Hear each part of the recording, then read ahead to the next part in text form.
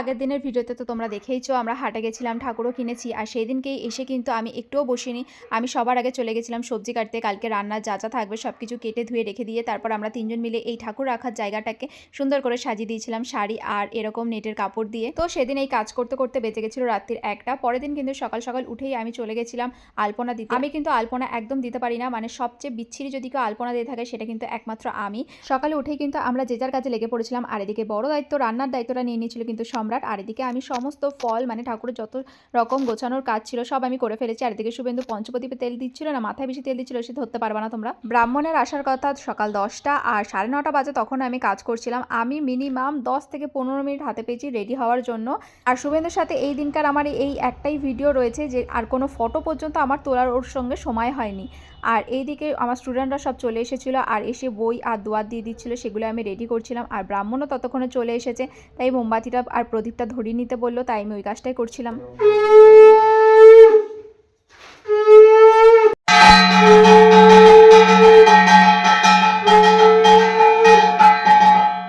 তো আমরা সবাই কিন্তু অনেক ভালোভাবে কিন্তু একসাথে অঞ্জলি দিয়ে দিলাম। শুভেন্দু বলছিল যে ওর আজকের দিনটা অনেক মন খারাপ লাগছিল, কারণ 10 বছর ধরে ও আর আমি একভাবে এই সরস্বতী পুজোর দিন কিন্তু ঘুরতে বেরোই।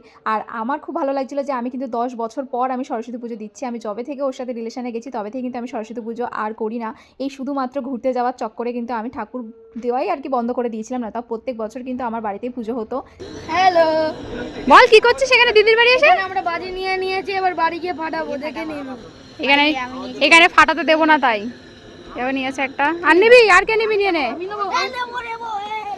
তারপরে সব না এরকম এরকম কারো চুকরো তো করতে পারিনি।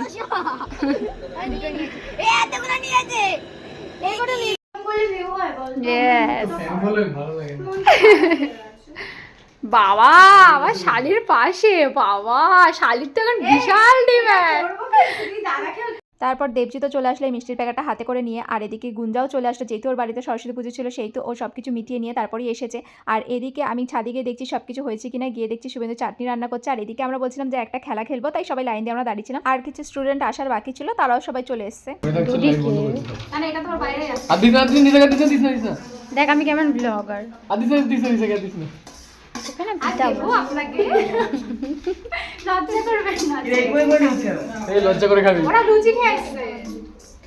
সকাল সকাল তো রান্নাটা বসিয়েছিলাম, দেখলে যাতে এই বাচ্চাগুলোর খিদে বেশি না পেয়ে যায় বা লেট না হয়ে যায়, এই জন্য কিন্তু অনেক তাড়াতাড়ি আমরা রান্না বসিয়েছিলাম। তারপর সবাইকে খাইয়ে দিয়ে নিয়ে আমরা কিন্তু এই বাড়ির লোককেও বসে গেছিলাম। আর এদিকে আমার ভাইও এসে গেছিলো, আমি ওয়েট করছিলাম ভাইয়ের জন্য যে ভাই আসলে আমি খাবো। বাদ বাকি সবার খাওয়া হয়ে গেছে, এখন ভাই আর আমি খেয়ে নিলাম। আর এখন বাড়ি থেকে সবাই চলে গেছে, বাড়িটা খালি খালি লাগছে। এতক্ষণ সবাই এত খেলা করছিল। ভিডিওটা এই পর্যন্ত, টাটা।